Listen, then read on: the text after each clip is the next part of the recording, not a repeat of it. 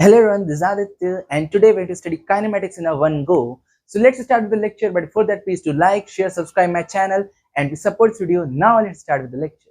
So what do we mean by kinematics? Well, kinematics is basically the study of moving bodies, but in this we don't study the cause of that motion, right? On the other hand, if we talk about kinetics, that is also study of the motion of a body, but in that we study the cause of that motion, right? So basically, in a broader term, if I say there's something called dynamics, which is actually study of the motion of body, and that is bifurcated into kinetics and kinematics, of which we are going to study kinematics, right? Okay, so now let's start. So in kinematics, we are going to study motion in 1D and motion in 2D, right? So what do I mean when I say motion in one dimension, right? In 1D, right? So we all know that whole universe can be expressed in three spatial dimensions or axes, that is x, y, and z. Of course, according to string theory, there are many more spatial dimensions possible, but we are not going to that. We are sticking towards what? Classical mechanics, right? Okay, so this is the axis x, y, and z, right? So suppose if a body is moving along x direction or along y direction or along z direction, then such kind of motion is said to be as motion 1D, right? Okay, now what if a particle is going like this? Suppose it is going in xy plane like this. Okay, then will it be motion in 2D or 1D? Well, it will be motion 1D only. Why? Because you can just rotate this axis like this. Okay, and this will be your z axis, something like this. Okay, you just rotated this xyz axis a bit, right? So this becomes x dash and this becomes y dash, right? So we can actually define this motion as a linear motion. If the motion of body is in a linear way, right, it is along a straight line, then we say that it is a motion 1D, right? But on the other hand, if I define the motion as like this, now it cannot be expressed like this, right? We can't just shift the origin to get a linear motion, right? We won't get anything because it is a curved path, right? So that is a such kind of motion is called a 2D motion, right? And it is basically a projectile motion. We will study it in 2D, right? Just after this, but before that we have to do motion 1D, right? Okay, so this was the basic definition of motion 1D. Now let's start with the basic terms. So what do we mean by distance and displacement? And I hope so that you know the basic idea of scalar and vectors, right? So I won't discuss that, right? Okay, so basically you all know that distance is a scalar quantity and displacement is a vector quantity. And what are the conditions to be a vector quantity? First, it should have a magnitude. Second, it should have a direction. Third, it should follow triangle law of addition, right?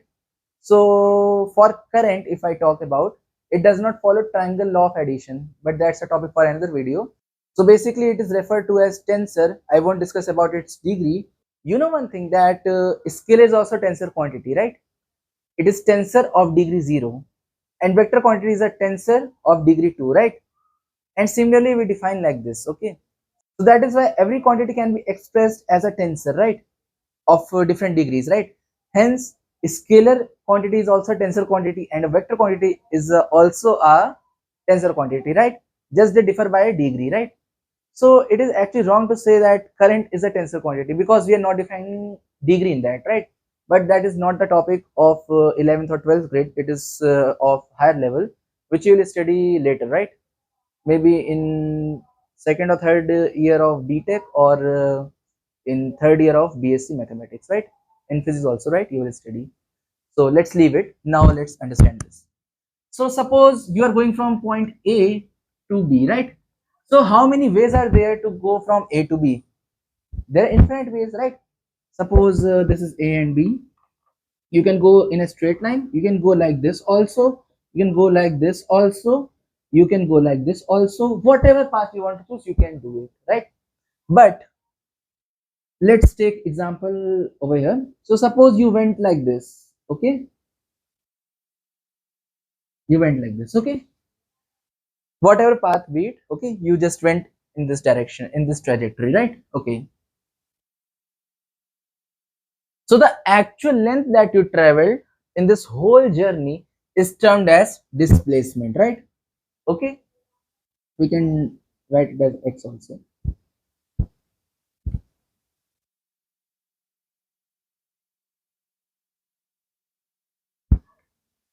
Now the shortest distance between A and B, that is this straight line, is termed as displacement, right? X vector, right? Now there's much more things to be discussed in this, but that is not of your level. It is not of 11, 12, so that is why I'm not discussing that. So if I explain in simple terms, basically the shortest distance between any 2 points is termed as displacement, right? And of course, you should not say that the shortest distance is 0, because you can create a wormhole and then you can travel from that place to another place. No, no, no, no. We are not connecting space in this, right? We are not thinking about that. We are not going to relativity. We are just sticking to classical mechanics, right? So there are many concepts. You can even use a black hole. There are many hypotheses regarding this, white holes and many other things, right? So we are not discussing about that. So we are sticking to the syllabus, and we are sticking to the concepts which are required for you right now for basics, right? Of course, I also like to discuss these topics, and I discuss it in other videos, right? In this video, we are just sticking to this syllabus only, right? So basically, the shortest distance between 2 points is said to be as displacement, right? Okay, so let's study speed.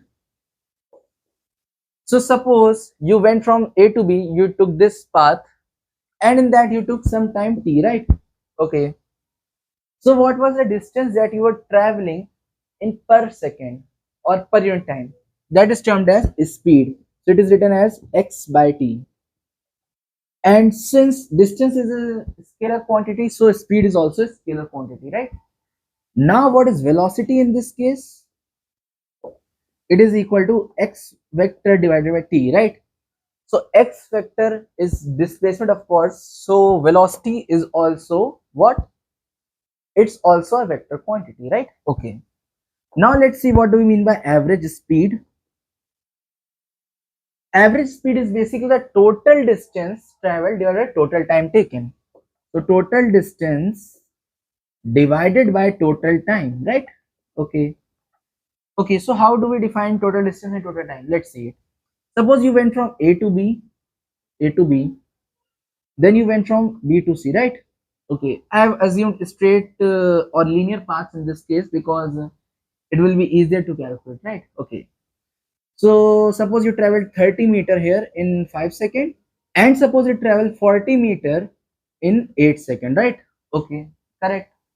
So what many people do is that they first of all calculate the speed in going from A to B, that is, it comes out to be 30 by 5, it comes to be 6, plus then they calculate the speed from going point B to C, it comes out to be 40 by 8, that is 5, and then they divide by 2, and they say that the average speed comes here as 5.5 meter per second, right? But that is clearly wrong. Average speed is not V1 plus V2 by 2, right? It is not the case, okay? So we have to calculate the total distance. In this case, it will be 30 plus 40, 70 divided by total time, that is 13 meter per second. And of course, they both are not equal, right? This is wrong. Average velocity, right?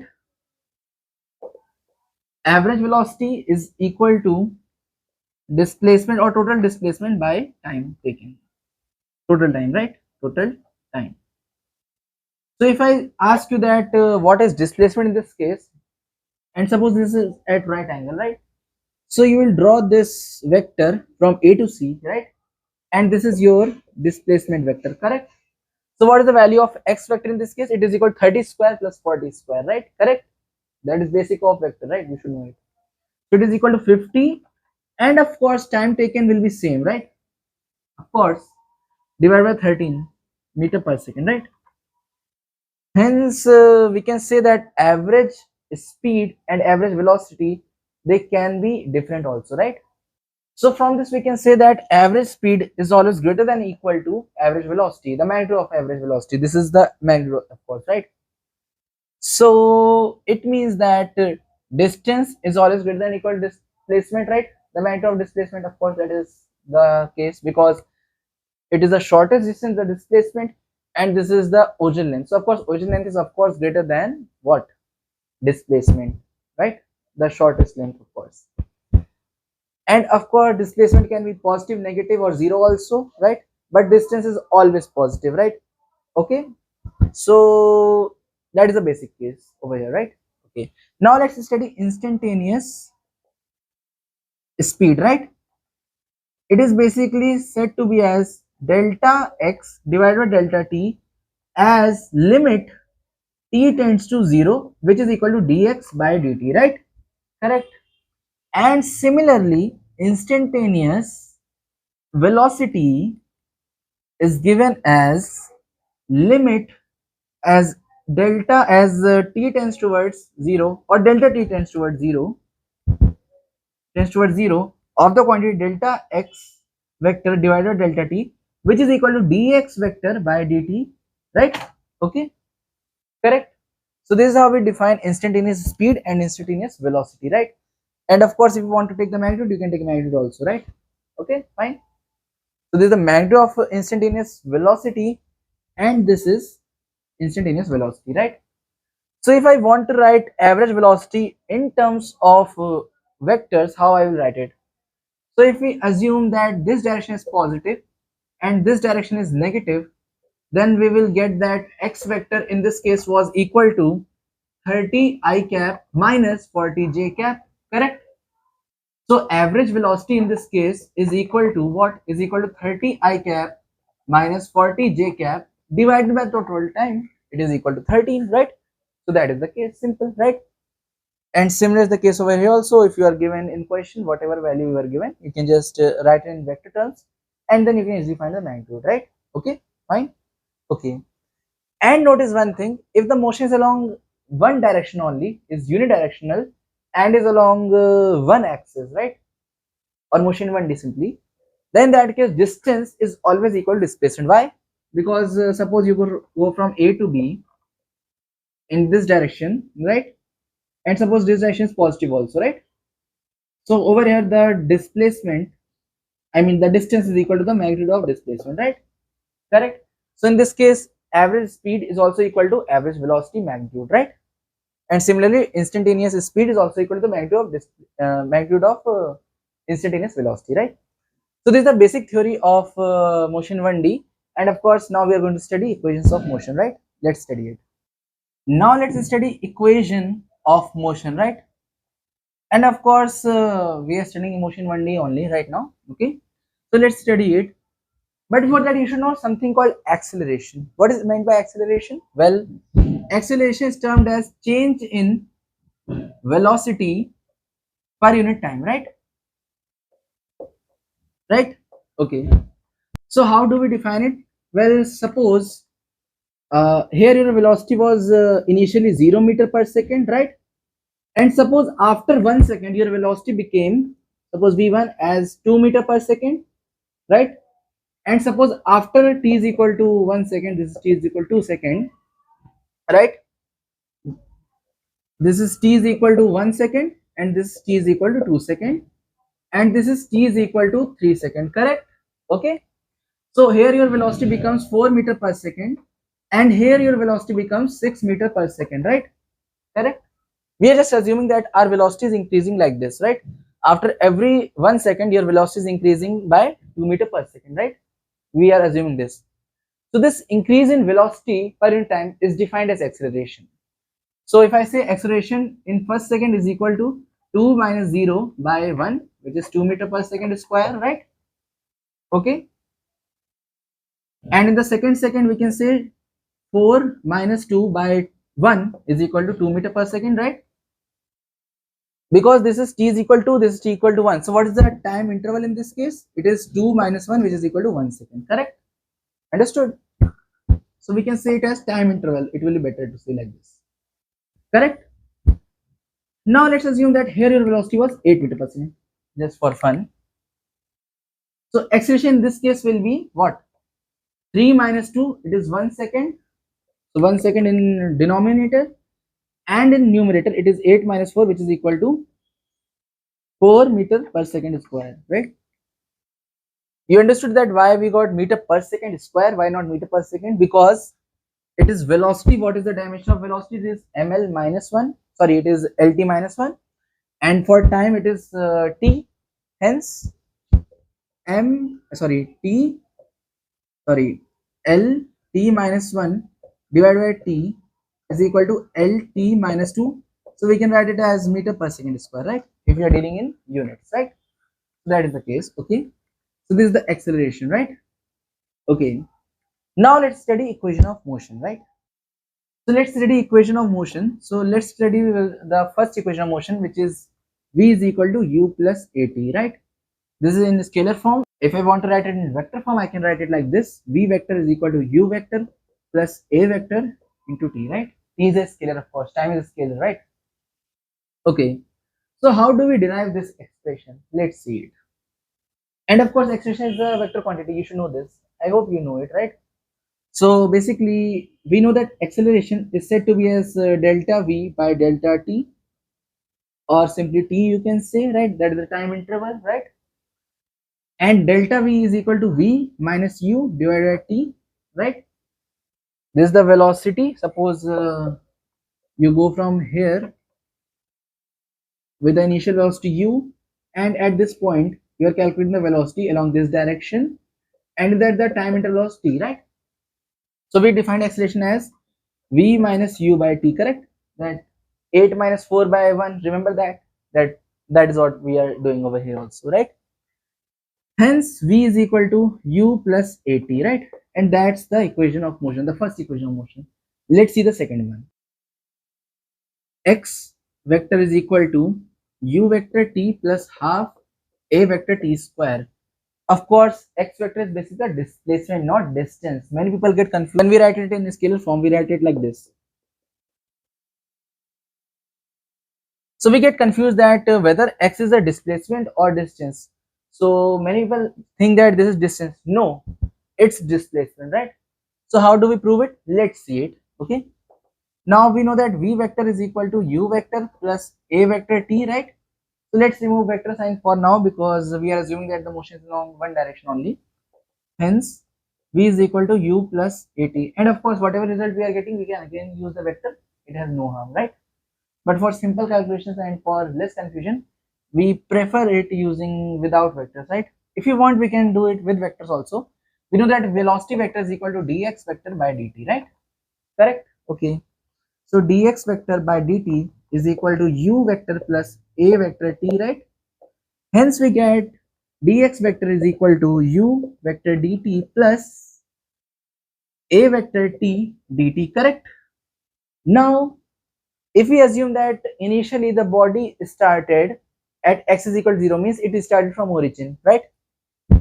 So it started from origin 0 to x. Suppose it went to some length x, and initially, if you talk initially, then its time will be equal to 0. At t is equal to 0, it is at origin, right? And we are calculating its position at time is equal to t, right? Hence 0 to in this also, right? But assume that instead of origin, suppose this is origin and we are dealing in one dimension, so let's name it as 0. Suppose the body started at some x naught position, suppose at 1 or 2 or whatever place position I mean, and then it went to some point or position x. Then that case at t is equal to 0, you will assume the length or the position will be at x naught, right? But for now we have assumed that it will be at 0 or origin, so we wrote over here at 0, right? So what will we get? We will get x minus 0 is equal to u t plus half a vector t square, right? Hence we get x is equal to this quantity, right? And suppose if we assume that here we had x naught, then we will get x minus x naught vector is equal to this quantity. So we get this is equal to x naught plus, right? Over here, then we will put x naught in the limit, right? Since the motion starts from x naught. So it depends that if the position is at origin initially, then we will have this equation. And if the position is at x naught, then we will have this equation, right? Okay, correct? Okay. But then what will be the displacement? Displacement will be equal to x vector minus x naught, right? Final match initial vector, right? That is the case, right? Okay. So initially if we had x naught as 0, so we had x naught as a displacement, but displacement will be equal to x vector minus x naught, right? Okay, correct? Okay. So this x naught is termed as position vector, right? Third equation of motion is v square is equal to u square plus 2as, right? Correct? Okay.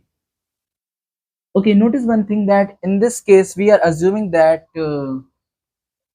distance, that the displacement, let me name it as x, right? That the direction of acceleration and displacement is along same direction, right? So this equation in vector form is written like v vector dot v vector is equal to u dot u vector plus 2a dot x vector, right? So originally it is 2ax cos theta, but we assume that they are moving like this. That is why we write it simply as 2ax, right? Correct? Okay. So how do we derive it? Let's see it. Okay. So we know that v is equal to u plus at, correct? We know it. Okay. Let's square both sides. We get v square is equal to u square plus 2uat plus a square t square, right? We got this expression. Okay. Now notice one thing, that in this expression, if I write it like this, let's multiply both sides by 2. So we get 2x is equal to 2ut plus at square, correct? Now let's multiply both sides by what? By a. So we get 2ax is equal to 2aut plus a square t square. Now what is this expression? This is equal to what? This is equal to 2ax from this expression. So we get v square is equal to u square plus 2ax, correct? So all equation of motion are defined from first only, right? We use first one to derive second one, and we use the first and second to derive third one, right? So basically all are independent. So basically second and third are dependent on first one only, right? Okay. So there is a formula for calculating the distance traveled in nth second. Okay, what do I mean by distance traveled or displacement in nth second? Well, let's see it. Suppose you start from x is equal to 0, you went to x is equal to x1 at t is equal to n, suppose t is equal to n, and then you went to x is equal to x2 at t is equal to n plus 1, right? So what is the distance traveled in this interval from t is equal to n plus 1, from t is equal to n to n plus 1, right?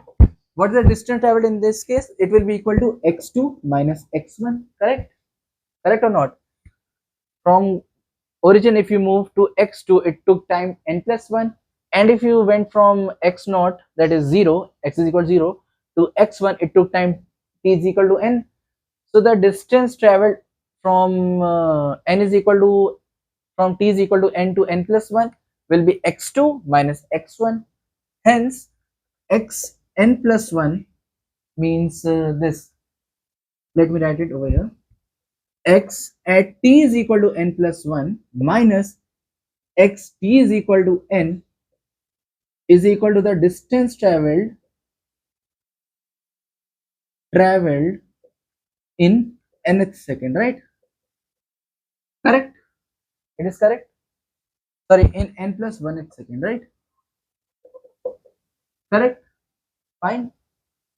Or you can say, suppose I name it as Sn plus 1. Or we can say Sn is equal to xn minus xn minus 1. Correct? I replaced n plus 1 by n. So we subtracted both sides by 1, right? So here we get n and here we get n minus 1. Correct? Okay. In indices, we just subtracted 1, right? Okay. So what is x? X is equal to ut plus half at square. So we have ut. What is the value of t? It is n ut plus half a n square, right? Minus un minus 1 plus half a n minus 1 whole square, correct? Now let's solve this expression. We get u plus a by 2 n square minus n minus 1 whole square, n square minus n minus 1 whole square. And of course you should know bit maths to understand this, right? It is simple, right? And I hope so that you know that with maths, right? Okay, so this is equal to u plus a by 2, right? And it becomes n square minus 2n plus 1, correct? So we get u plus a by 2 into the quantity 2n minus 1. So this is the distance traveled in nth second, right? Okay, so many people think that this expression is dimension incorrect because u has a dimension of meter per second and distance has a dimension of meter. I mean the unit I'm talking. Dimension will be lt minus 1 and it will have the dimension as L. So many people think that how they can be equal. See, here 1 is in second, right? 1 is in second, right? Hence, it is ultimately distance only which we are calculating. So it has a distance of, it has a dimension of L, right? Only L, because it is LT minus 1 multiplied by dimension T, right? So we get U over here plus A by 2 into 2n minus 1 is equal to this quantity, right? Okay. So let me erase this. So let's see some graph also. Suppose this is your xt graph. This is your t, and this is equal to velocity vt graph. And suppose this is equal to, this is AT graph, right? So now I have to tell you something, that instantaneous velocity is equal to dx vector by dt. Acceleration, we said that it was equal to dv, I mean del v by del t. If we are calculating the instantaneous acceleration, it will be equal to dv by dt, correct? Right? Hence we get v vector is equal to dx vector by dt and acceleration vector is equal to dv vector by dt, correct? Okay. So let's forget vector sign for now. Okay. Fine. Okay. So we're just dealing with magnitude, right? Okay. Now notice one thing, if you know chain rule, then from that you know that acceleration, I mean dv by dt can be written as dv by dx dot dx by dt, correct? We can write it like this. Okay. Now what is dx by dt? It is equal to velocity. So it is equal to v dv by dx, right? It is equal to acceleration, right? Hence we have two formulae for acceleration. A is equal to dv by dt or A is equal to v dv by dx, right? So it depends whatever function you are given. Suppose you are given in the question a function between velocity and displacement, then from that you can determine the acceleration, right? And this is your formula for instantaneous velocity, right? Now let's study this graph. Okay, so what will be the slope of this graph? Okay, slope, it will be equal to x minus x naught divided by t minus t naught, correct? Correct. So it will be basically equal to the velocity, right? Correct, velocity, right? Okay, now what will be the slope of this graph? It will be equal to, the slope is equal to v minus v naught by t minus t naught. It is equal to acceleration, correct? Okay, now what will be the slope of this graph? Do we need to calculate it? No, we don't need to calculate it, but it gives something else which we don't need to discuss, right? So let's discuss the area under this curve, under this graph. So what will the area under this graph? Well, vt graph, velocity times acceleration, right? Basically, of course it will depend upon the function, but in a general sense I can say it like this, or it will be v naught to v dt, correct? Like this I can say. Okay, so it is equal to what? It is equal to change in position, right? I can say it like this, change its position or displacement, whatever you want to say, right? So this change its position, right? And area under this graph will give what? A dt integral from a naught to, from, sorry, this is from t naught to t, right? And this is from t naught to t, and this is basically change in velocity, not velocity, it is change in velocity. here you will get velocity, here you will get acceleration. Here when you integrate it, you will get change in velocity, and here you will get change in position, right? Okay, understood or not?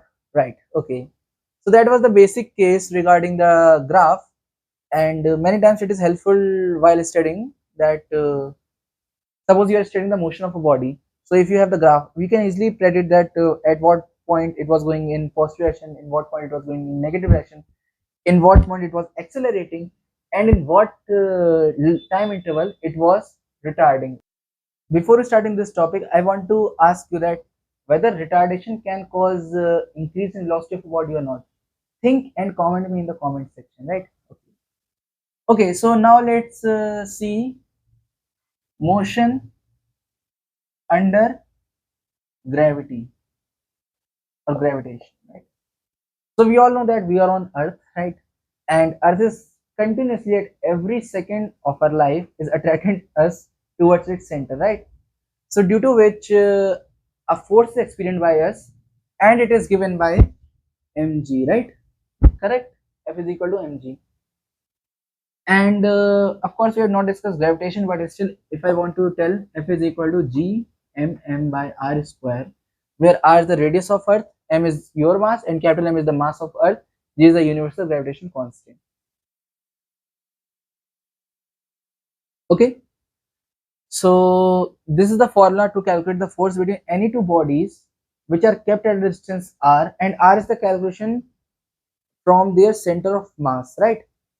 Suppose if you have two sphere from here to here, it has a distance x, it has a distance x, it has a distance r from here. So in place of r, suppose I write it over capital R, right?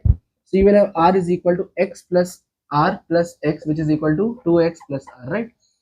Okay, so while calculations you will be using this value, right? But of course that is not a topic of today's lecture, so I'm erasing it, and let's study this one, right? So it basically comes from the relation F is equal to ma, right? Okay, so in this we are just worried about the acceleration, a is equal to g, right? Correct.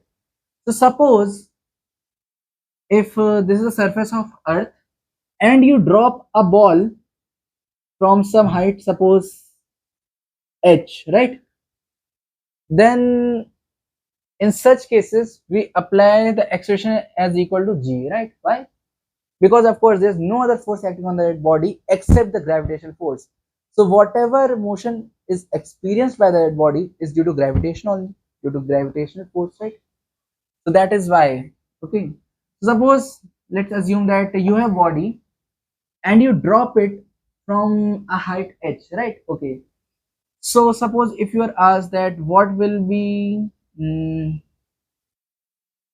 what will be the time interval in which it hits the ground, let's calculate this. Okay, so we know that h is equal to ut, that is x is equal to ut plus half at square, correct? Okay, and generally we know that g is equal to 9.8 meter per second square, and we often use it as 10 meter per second square also, right? Okay, so notice that if we assume, since the ball is going in negative direction, I mean in downward direction, so in this we have to define a coordinate system also. Why? Because we know that all these quantities are vector quantity, right? That is why. So let's take the convention as the downward direction will be negative and upward direction will be positive, right? Correct. Okay, so let's take this. So this velocity is along negative direction, and this height, well, if you assume this as our origin, right, 0 comma 0, this point, so of course it is also negative h, so we get negative h, and what's the value of u? U is equal to 0, this is u, and this is equal to 0, right? Plus half, what's the value of g in this case? I mean a, since gravity is acting along the negative direction, hence it will become negative g, right, multiplied by t square, right? Hence the time taken will be equal to 2h by g under root, right? Correct? Correct or not? Correct? Right. Similarly, if you want, you can calculate the velocity also before striking the surface. it will be equal to v square is equal to u square plus 2ax or 2ah over here, right? So velocity square is equal to 2 times negative g into h, negative h, right? So you get v is equal to root 2gh, right? Okay. So this is the basic idea how you make calculations for motion under gravity. So basically over here your equation of motion changes to v is equal to u plus gt and x is equal to ut plus half gt square and v square is equal to u square plus 2gx, right? Okay. But I don't think so that it is something new, because it is basically the equation of motion only which you are applying on gravitational force or gravity, right? So I don't think so that it is something new for you, right? Because I told you the reason, right? Now in this I can make multiple cases, right? I can throw the ball like this. Suppose I was on a building and I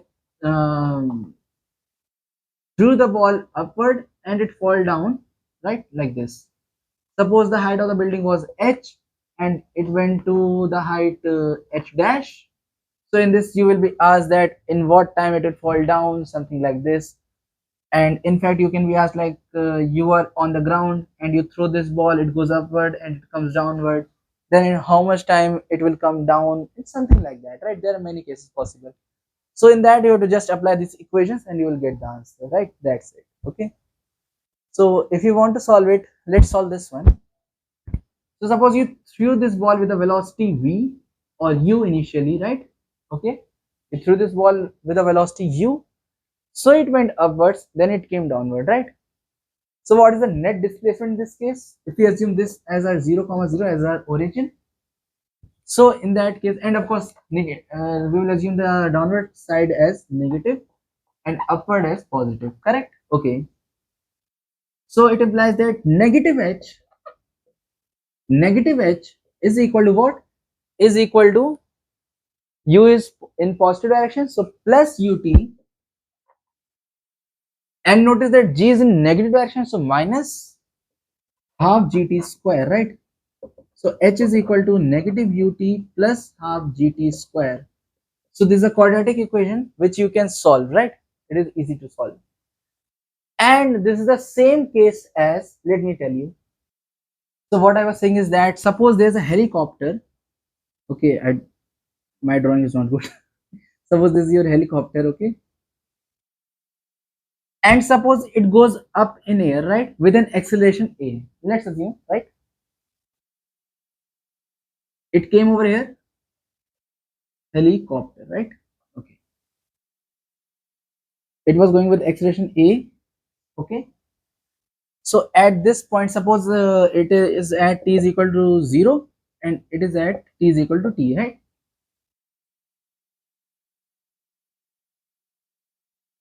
Initially, suppose its velocity was 0. So at this point, its velocity is equal to a t, right? Okay, correct. Fine. Okay. Or you can assume that suppose it went at an height of h, right? So it will be better to calculate. So v square is equal to u square plus 2ax, correct? Correct. Hence, velocity is equal to root 2ax, that is 2ah, right? Correct. Okay. Now notice one thing, that suppose if you throw a packet from this helicopter, then what will its velocity be initially? Think and answer me, right? What will be its velocity initially? Think and tell me in the comment section. Well, due to inertia, this packet will also have the velocity same as this helicopter. So it is equivalent to saying throwing a body upwards with a velocity root 2ah with a velocity v at an height h, and it was that case only which we discussed earlier. So in this also it will be negative h is equal to ut minus half gt square, right? Of course acceleration will not be carried by this object, only velocity, right? Okay, understood or not? since after that the acceleration that is applied on that body is due to gravity, not due to helicopter, right? It carried its velocity only due to inertia, nothing else, right? Understood? Okay. So all these things which I discussed in form of theory, they are basically all sorts of questions which you can get in your examination, right? That helicopter question, that throwing from building, that throwing from ground, that dropping a ball, that throwing the ball from the ground, and something like that. Okay. So all those things were actually questions which I discussed in form of theory, right? So it will help you to understand the topics better, right? And of course, you have to practice problems from your modules or whatever books you follow, right? Okay. So now let's see relative motion. I hope so that that much theory is enough to make you aware of different terms of this chapter, right? I hope so. Yeah. Relative motion, right? Okay. So relative motion or relative velocity, relative velocity, right? So suppose you are over here and this is a frame, right? And suppose you are standing over here, you are stationary, right?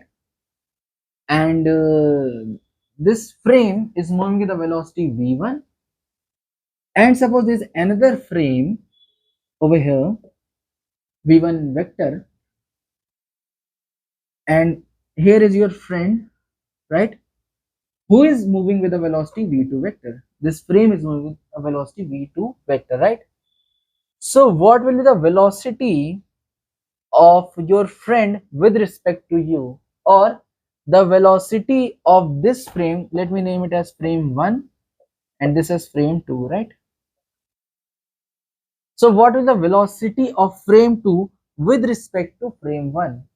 So it will be v21, that is velocity of second frame with respect to the first frame is equal to v2 vector minus v1 vector. Okay, but how can we remember this? Well, you have to just assume a case like this and now think. With respect to you, your frame is at rest, correct? Because you will feel that you are at rest. Suppose you are moving in a car and suppose the road is completely clear and there's no kind of bumpiness on the road or any kind of jerk over there, and suppose it is moving at a constant speed, let's assume it, and suppose there's no way to see outside that car, right?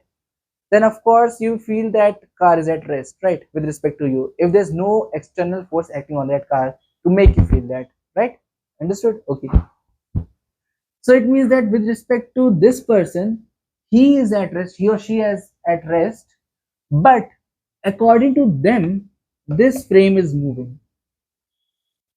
So we can say that we can give this frame a reverse velocity v1 vector, but to compensate this, we have to give a velocity v1 vector in this direction also, right? So this frame comes at rest, right? This frame comes at rest, but this frame is still moving with what velocity? v2 vector minus v1 vector, right? With respect to this frame v21, right? Now understood what we are doing? So basically relative velocity in this, what we do is that we make one frame at rest and then we make calculations for other frame, right? Now there's something really strange, but that is not in your syllabus, of course. It is related to relativity, that if you observe light in any frame of this universe, from any frame of this universe, I mean, then you will see that velocity of light is constant for all frames of reference, all inertial frame of reference. Inertial frame of reference means which are moving at constant speed or at rest. They are non-accelerated frames, right? Non-inertial are those which are accelerated. So of course, since we are moving at constant speed or velocity, so they are basically what? They are inertial frame of reference, right? So, but that is not the concept which you need to remember, because that is related to relativity that you will study later, right? Not even in your BTech. If you will do like post graduation, in that you will study, or probably in some colleges you are taught relativity, right? But in our college, NIT Durgapur, we are not taught in first year, so I don't know that whether you were taught or not in other NITs or IITs. So that is a topic for another video. Let's leave it. So basically, this is how we find it. Okay, this is v2, v21 vector, right? So it is velocity of second with respect to first. So with respect to first, it means that that observer, the first observer, has to be at rest, right? Okay. It was for understanding purpose also, and that is the actual meaning of relative velocity, right? Now, suppose if you have to calculate the relative velocity of first one with respect to second one, that is v12, simply bring this one at rest. So it will become v2 vectors over here. So we will give a v2 vector velocity in reverse direction, and similarly we'll give over here also. So we'll get v1 vector minus v2 vector, right? Correct. So it implies that v21 vector is equal to negative of v2 v12 vector, right? Correct. Right. Understood. Okay. That is the beauty of relative velocity, and in this we use many sorts of manipulations to understand it, right? But that is the basic idea which I gave you, right? Many will teach you in different way, but that is the basic idea of relative velocity which I told you in simplest way, right? So that is the basic way we define relative velocity. So basically we are just keeping that frame of reference at rest from which we are making observations, right? And we are giving the same velocity in reverse direction to other frame. That is all about that, right? That is all about relative velocity, right? And now you can easily solve numericals regarding it. Okay, suppose a train is moving like this and this, then you calculate its relative velocity with respect to yourself, with respect to ground, or whatever you want to say, right? It is very simple, right? Okay, when I said v1 vector, then what I meant? Well, is it also relative velocity? Yeah, that is also relative velocity. With respect to what? This is the relative velocity with respect to ground, and ground we assume it to be at rest. Of course, nothing is at rest, but still we assume that this velocity is with respect to ground and this velocity is with respect to ground, right? So basically, velocity of first with respect to second is equal to velocity of first with respect to ground. So I can write it over a ground also, minus velocity of second with respect to ground, right? Okay, understood? Okay, let me erase this. Now let's start with motion in 2D, right?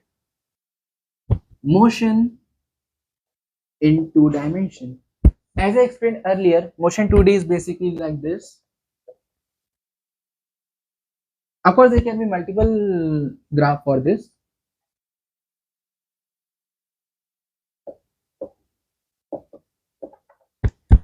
Basically, there should be no way to shift that origin so that the motion becomes from 2D to 1D. It should not be possible. Then we say that it is a motion 2D, right? Else, if it is a linear motion, it becomes motion 1D, right? As I explained earlier, right? Okay. So basically, in motion in 2D, we are going to study projectile motion, right? Okay. Projectile motion, right? Okay. So let's study it, right? Okay.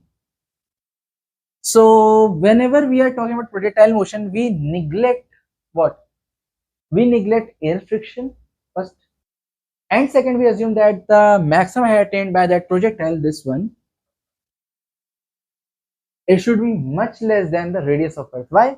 Because if it will be equivalent to radius of earth, then in that case the value of acceleration due to gravity will change at every distances, right? Means it will have a significant change. So that is why we assume that we are throwing the ball or whatever body such that it does not occur that much height, right? It is like around just close to the surface of earth basically, right? So that is the case, and of course if that is not the case, in that case we conserve energy and solve, right? Okay, basically if I want to tell, we say that k initial plus u initial is equal to k final plus u final, right? So keeping all these 2 points in our mind, we are going to make all the conclusions for this projectile motion, right? Let's see it.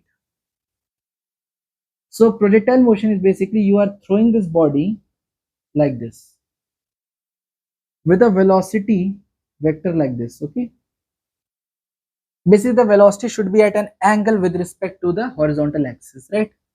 Okay, suppose this is a surface of earth, right? And in a small region, the surface of earth is basically what? It can be considered as flat, right? So that is why it's like this, okay? So this is your velocity, right? Okay, so now velocity can be divided into components. It can be written as velocity into cos theta, right? And this can be written as v sine theta, right? correct? Okay. So notice that while making calculations for x-axis, you have to forget y-axis, right? Why? Because x-axis and y-axis are independent of each other. Why? Because we can write it like this: v cos theta I cap also, right? Like this we can write. So of course I cap has no relation with y cap. I mean j cap, right? Hence, while making calculation for this, you will neglect j cap, that is y-axis, right? Okay. So let's calculate. Suppose at this point I want to calculate. Suppose this is u, right? Let's assume it as u over here, right? U sin theta and this is u cos theta. Okay. And at this point, its velocity is equal to v, right? So how will we make the calculation at this point? Well, before that, let's discuss something else. What is the total time taken to go from this point A to B? How can you calculate it? Let's see. So notice that if you use equation of motion for y-axis, so y vector is equal to what? U y t plus half a t square in y direction, of course, right? Hence, notice that what's the displacement from A to B? It is equal to 0. Why?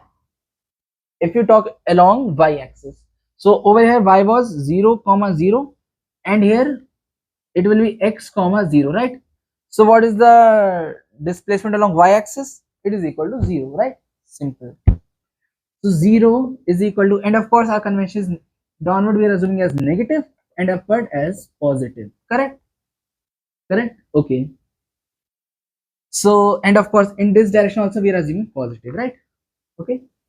So basically 0 is equal to, it is along the positive direction, so it is equal to u sine theta multiplied by t plus half into, now g will act in downward direction, right? So it will become negative g into t square, correct? So from this we get t times u sine theta minus gt by 2 is equal to 0. So in this case t is equal to 0 can be a solution. So notice that t is equal to 0 means this point. So of course that is the origin point. It is the point, that is the initial point basically, right? So that we know that at t is equal to 0, it is at 0 comma 0. So we are not worried about this. We are worried about this one. U sine theta is equal to gt by 2. Hence, time of flight is basically the total time it was in air. I mean, not in air, it was in space, right? Whatever we can say, because we are neglecting air resistance. So how can we say that it was in air? So we can say that it was in space. We can assume that. Okay. So we get t is equal to 2u sine theta by g, right? This is your time of flight, right? Correct? Okay. So t flight is equal to 2u sine theta by g, correct? Okay. Now notice one thing. This parabola, we are not saying right now it is parabola because we have to first of all prove the trajectory. So notice that this figure, right? It can be given like this. It is a symmetric figure, of course, right? So the time taken to go from this to this point, this middle point, it will be equal to u sine theta by g, half the time of flight, correct? And here also half the time of flight. So when you add this, you will get this expression, correct? Yeah. Now we have to do some sort of calculation in this case, but before that, yeah, we have to do calculation, right? So suppose if you have to calculate a general point, suppose x comma y, how will you calculate it? Let's see it. So x is equal to u cos theta multiplied by the time. It will take some time to go from this point to this point, right? And along y-axis, we are going to apply this thing only. Y is equal to u sine theta minus half gt square, correct? Correct or not? Okay. So why I did not wrote gt or anything over here? Because acceleration due to gravity is along j cap only, along negative j cap. and it has no relation with I cap. Hence, there is no acceleration along I cap or x axis. So it will have the value of acceleration as 0, right? But in this case, we have it. So it is multiplied by t also. So from this, we get t is equal to x by u cos theta, right? Correct? Okay. So y is equal to u sin theta multiplied by x by u cos theta, correct? Minus half g. What is the value of t? T is equal to x by u cos theta. X square by u square into cos square theta, correct? So you get y is equal to u tan theta. Sorry, it will be by u. U and u get cancelled. So it will be equal to tan theta multiplied by x minus g by 2 u square cos square theta multiplied by x square, right? Okay. Now this is the equation of a parabola, right? A downward facing parabola, correct? So suppose you are given y is equal to root 3 x minus some quantity, suppose 2 x square. This is a random value. I don't know that whether it is correct or not. I have to just check for this one. So in this case, you will just equate tan theta as root 3. You will get theta as equal to 60 degree, right? So this is how you interpret this equation. If you are given the equation of trajectory, then you can easily apply this formula. If you don't remember it, you can easily derive it also. So from this you will get its value, right? And you can equate this term to 2, right? Okay, fine. Okay, so now let's see some other terms. Now what is meant by range? Well, let's see it. Range is the displacement along x-axis, you can say, right, from A to B, right? Let's see that. So range is equal to what? It is equal to x. In this case, it's equal to x. It is equal to u cos theta multiplied by time, right? And what time will take? Well, it will be time of flight, because the time taken to travel in y-axis and time taken to travel in x-axis, they both should be equal, right? Because it is basically a displacement. Of course, if you are going, if you are assuming a point x comma y, so of course time taken to go to that point from x and y axis should be same, right? Correct or not? Yeah. So it is equal to u cos theta. What is that? T. It is time of flight, which was equal to u sin theta by g. So you get u square into 2 sin theta into cos theta by g, which is equal to u square into sin 2 theta upon g. That is the range. Okay. Now if I ask you that what is the maximum height that is achieved by this projectile, by this body, right? So let's calculate that also. So h max, how we calculate it? Well, you know that when the body is achieving the highest point, when the body achieves the highest point, at that point the velocity along y-axis must be equal to 0, right? Suppose if I throw this cap, right? So at highest point, of course, its velocity along y-axis should be equal to 0, right? Now if I throw it like this, right? So at the highest point along y-axis, its velocity was equal to 0. But along x-axis, it wasn't equal to 0, right? Along x-axis, the velocity is constant. It will be always u cos theta, because there is no force along x-axis, right? Okay. Hence, h max, hence we know that v square is equal to u square plus 2ah or x, you can say. Now notice that at highest point, since we are calculating for y-axis, so we can write over here y, right? Okay. So the velocity at this point will be equal to 0. 0 is equal to u square is u square sine square theta minus 2gh, right? Okay. Since h is in the positive direction and a and g is in the negative direction. So you get h max is equal to u square sine square theta by 2g, right? Right? So this is the basic theory of projectile motion, and there can be many questions which can be created in this. Let's in J advanced there is a very famous problem that comes. Let me raise this. Suppose this is the diagram. Okay, this is the inclined surface, this is 45 degree, and you throw the projectile like this, and it goes and hit the projectile, that surface, at an angle, what, at an angle 90 degree from the surface. So suppose its velocity was v and it was thrown at an angle theta, right? So I don't remember the exact question, but it was something like this. So when it hits the, suppose over here its velocity was u. So if you are asked that at what time will it hit this surface at perpendicular at 90 degree, so if you have to calculate that time, so how you will calculate? Well, its velocity is along this direction, right? Correct? While hitting. Okay.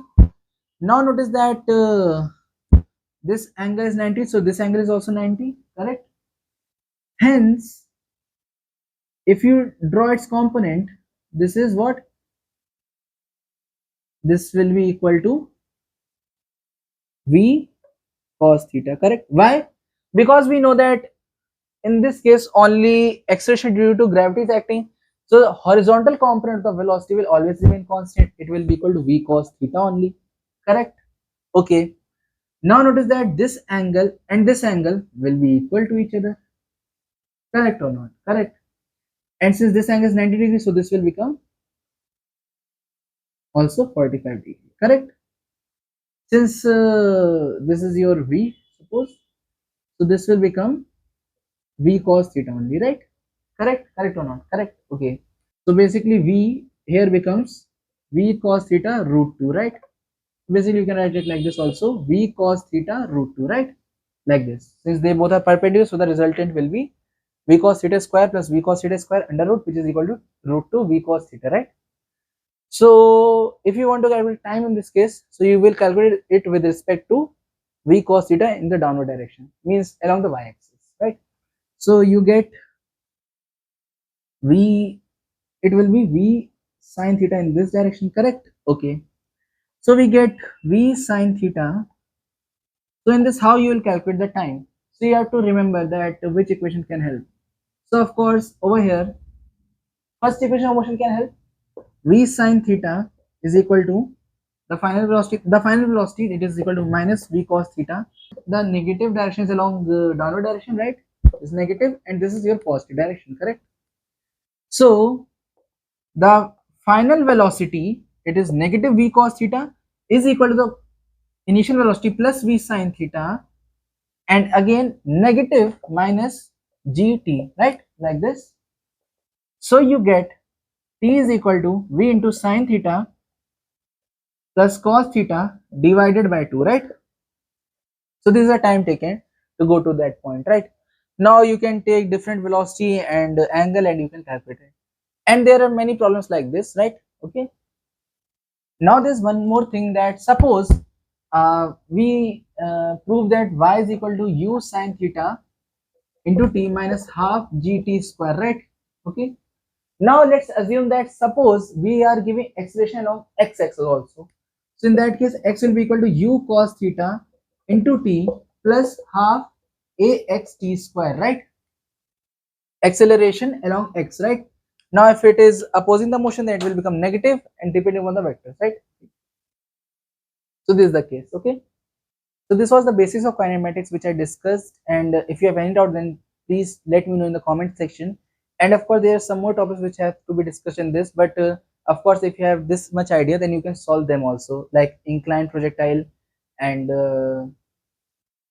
there is a problem called umbrella man problem and riverboat problem, and they all can be done using relative velocities, right? Which I already told you, right? And yeah, one more thing in relative velocity, suppose if one particle is going like this and the other one is going in this direction, suppose this is equal to v1 I cap and this is equal to v2 j cap, right? Correct. So if you're observing it with respect to this one, so you will give this velocity over here negative v2 j cap, and you will bring this one at rest, so it will have this velocity v2 j cap, in negative direction. So the resultant resultant velocity will come out to be v, sorry, root v1 square plus root v2 square, right? Like this, okay?